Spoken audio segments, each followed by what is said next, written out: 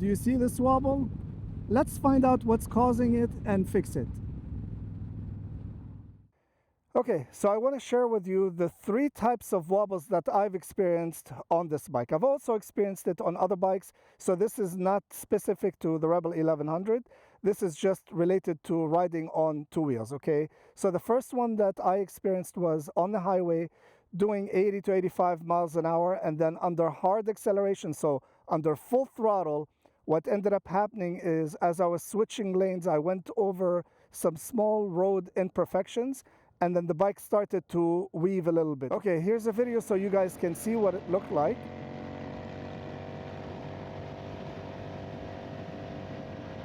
As you saw in the video, it's not a violent tank slapper or anything like that, but you do feel it. And the reason why that happens is that if you take a look at the bike over here, you see that the bike is rear biased, right? It's a cruiser after all, right? So a significant amount of the weight is rearward shifted. Now, you match that with a soft rear suspension, okay, and a soft rubber compound for the tires, which the OEM tires are, the Dunlops, okay?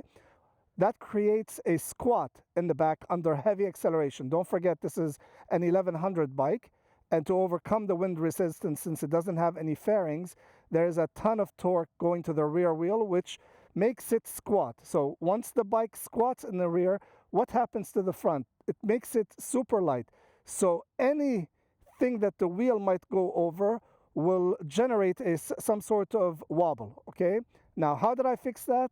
I started off first and foremost with the stock suspension. I increased a significant amount of preload, okay?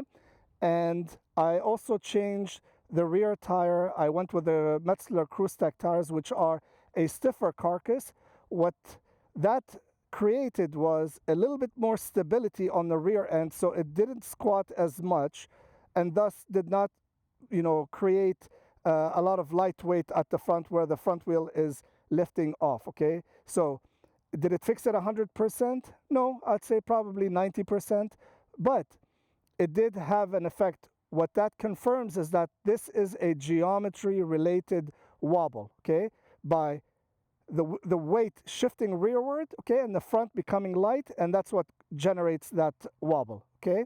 Now, after that, what I ended up doing is I changed my suspension, and you guys know I have another video, a detailed video about Öhlins suspension with a much better spring as well as damping in terms of rebound and compression.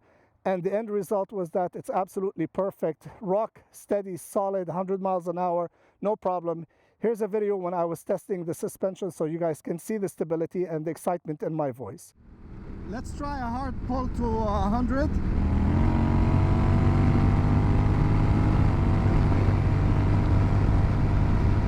Wow, look how solid the bike is, man. Nothing, no wobble, no nothing. Fuck, look how solid. Woo! Let's do another pull.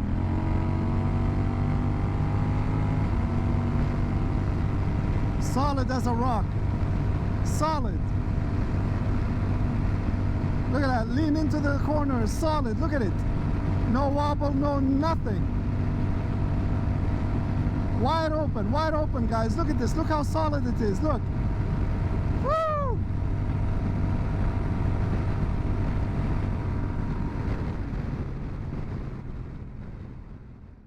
Okay, so that's how I fixed my high-speed wobble at 85 miles an hour. Okay, so the second type of wobble that I experienced was a result of a bad front tire. It was a brand new tire, and we had just installed it. It was on my friend's bike. So here's what it looks like. And even you can see that it's very similar to what I'm experiencing right now. It's a little bit different when you feel it on the bike.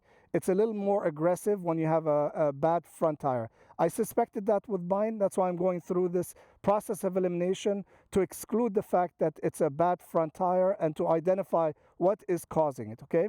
Now, in the video, you can see that if you have them side by side, there isn't much of a difference. But when you have a bad tire, the range in which that occurs is a little bit wider than what you can see with mine. Mine is limited to between 40 miles an hour to 50 miles an hour. The other one is a lot more, even though I don't have it on video, but I can assure you this is what I experienced, okay?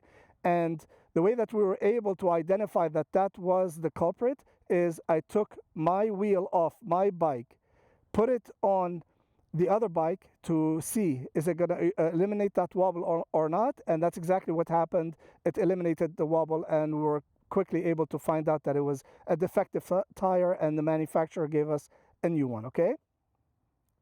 The third type of wobble is what I'm experiencing right now. So I suspected that it could be a bad front tire, hence why I'm going through this exercise and process of elimination to find out exactly what is causing it. And as you can see, it is happening within a range, okay? A lot of owners have reported that, and I suspect one thing, and I'm going through this process of elimination to find out what is causing it. You saw the videos, and again, this in comparison to a bad tire and in comparison to a high-speed wobble, 3 different causes, but they all have similar symptoms to them, okay? But with the high-speed wobble, it's more related to the geometry of the bike and the rear weight bias, which is causing the front to be light and thus causing that front end to wobble a little bit at high speed under hard acceleration.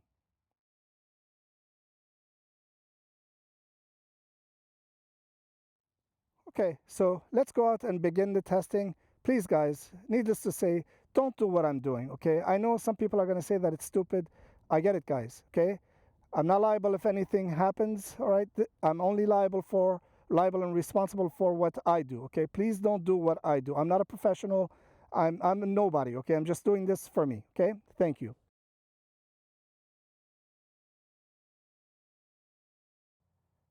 Okay, so before we get started, let me do a quick overview of the bike and the changes that I've done to it so that we know exactly what we're dealing with, okay? First and foremost, I have brand new tires on. These are the Metzler Cruise Tech tires. They have about 2,000 miles on them right now, roughly. I also have the Wobble Bike 2, which is a tire pressure monitoring system. So that's, a little bit of weight. So we do have to take that into account. I have upgraded suspension in the front, which are the Matrice cartridges. I also have risers over here, which shifts the weight back. That could be a contributing factor. I have my phone over here. I also have upgraded suspension in the rear. These saddlebags with everything that I carry in them currently, so there is weight in there. I have this tank bag / tail bag, whatever, that I mounted over here, which it could be a contributing factor because it is high and to the rear as well, and this often contributes. Like when you have a top box, it does contribute to it, okay?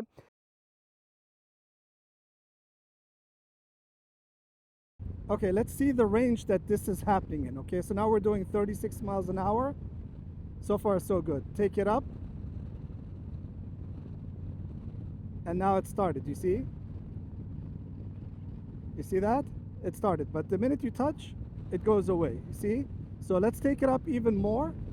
45 miles an hour, see where it stops.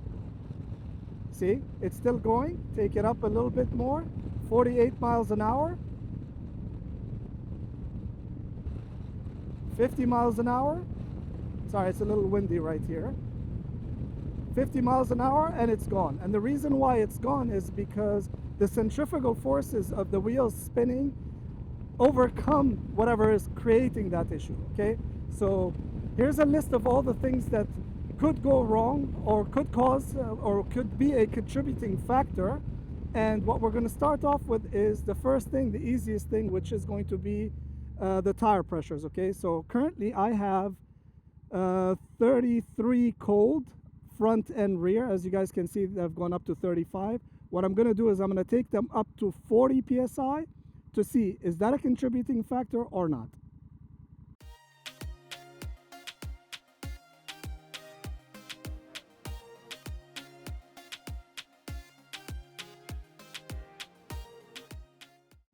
Okay, so we pumped up the tires to 40 psi front and rear.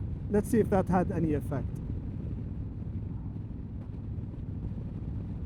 Nope, it's still there. Okay, so it's not the tire pressure that's causing this. Okay, next, let's try something, because what I did was when I installed the new tires, I sent in the tires to be installed and balanced, but I did not include the FOBO tool. So that weight might be the contributing factor, okay? So let's stop and test that out.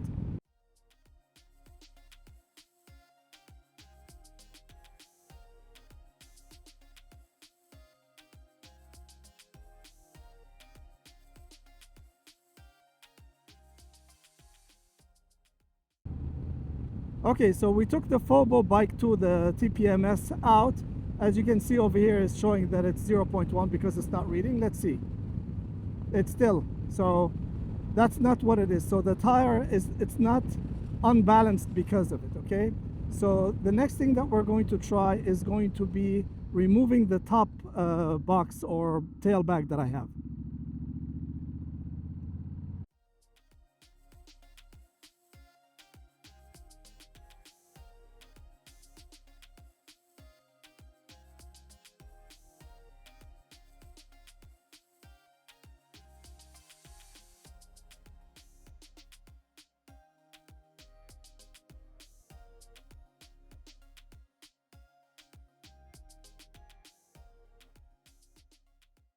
Okay, so I dropped the pressures back down to where they should be, 35, 35.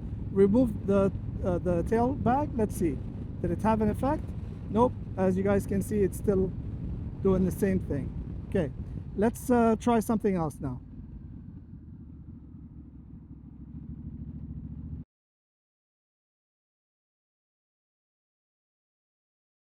Okay, so I removed the phone just to see if that makes any difference. So let's see. See, clearly not. So it's not the phone on the handlebars that makes any difference with this. All right, so let's try something different.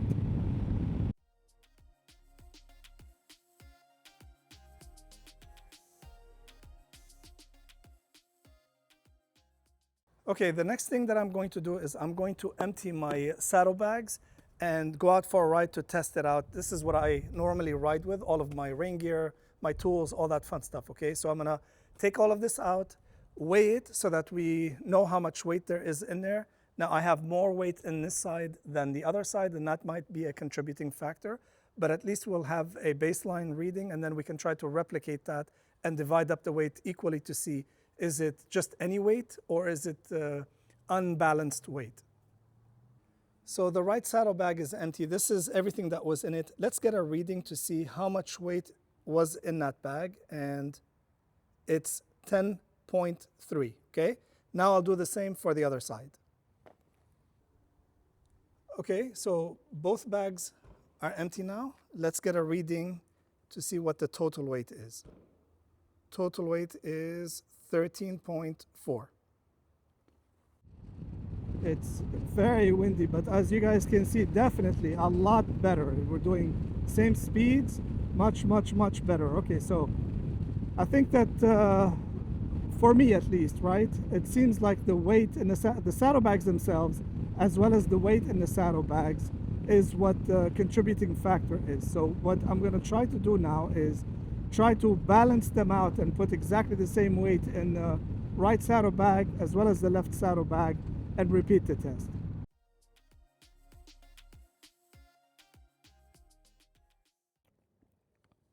Okay, to try to keep everything as consistent as possible, I'm using water bottles. That way we can replicate the weight that we had, which was 13.4, and then I'm gonna split the weight evenly between the right and the left saddlebag. So let's see, how many do we have here?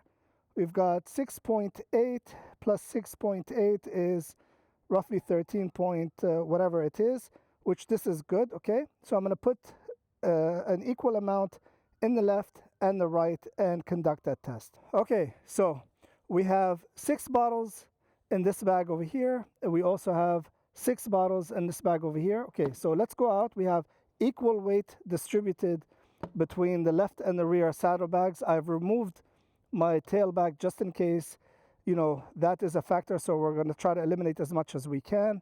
Let's go test it out and see. Is it any weight in the saddlebags that's causing that wobble, or was it uneven weight? Okay. Okay, so let's see if this has made any difference. Okay, nope, as you guys can see, it's still wobbling. Okay, so what that tells us is that it's any weight in the saddlebags that's causing this issue for me. Okay, see, it's still doing it. See that? So that's the conclusion that I've come to, is the fact that when you have saddlebags, maybe because of the vibrations, it creates this wobble effect on the bike.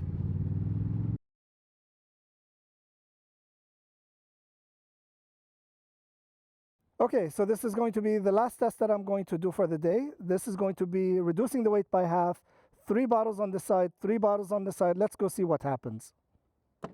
Okay, so this is with us reducing the weight by half. Let's see if it made any difference.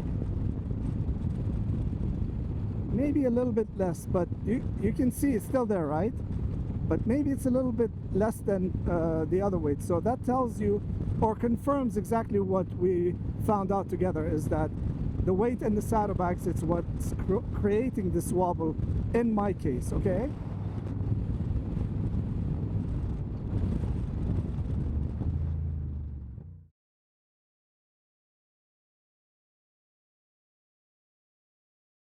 All right, so in conclusion, the factor that is creating my wobble specific to me basically and my bike with these bags, all right? Now, you have to keep something in mind, right? These bags are unsupported. So do you see this flex? Perhaps this frequency when it's flexing, when the bike is in motion, this exacerbates the actual effect that that wobble is creating, right? This might have something to do with it. I'm not entirely sure, but what I did to get to the bottom of what's creating this issue for me is to go by process of elimination. And I advise that you guys, adopt something similar to this to try to find out what is causing an issue that you're having on your bike, okay? Now, in my case, I've concluded, I've accepted, it's physics, okay, guys? I mean, at the end of the day, it's not the end of the world. It's a little bit of a wobble if you let go. Why would you let go? I don't know, but I wanted to capture this so that everybody has this as a reference point in case you run into something similar to this in the future. I know many people have complained about the wobble, be it, the 40 to 50 miles an hour, or the kilometer per hour range as well, that's equivalent to. I've read multiple posts asking about that. So it could be the weight, you guys. If it's not the weight, you know where to look. It could be the tires. If it's not the tires, it could be suspension. If it's not the suspension, it could be the actual wheel, meaning it's not balanced. And all the other things that I listed, the list is quite long, but just knock them out one at a time and you'll get to the bottom of what is causing this. For the bike to be this these oscillations that you guys feel. Anyway, I hope that you guys found this helpful. Have an absolutely amazing day.